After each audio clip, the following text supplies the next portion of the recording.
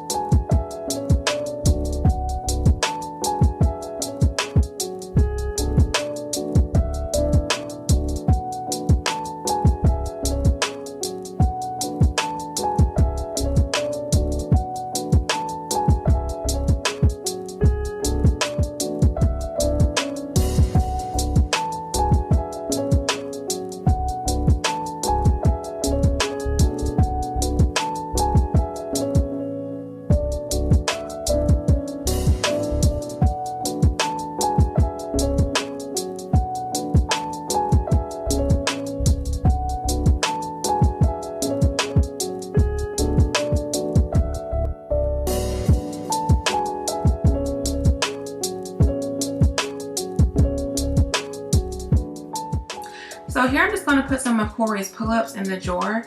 We're in the potty training stage, so it just helps me just to have them on hand for those times when I do need them.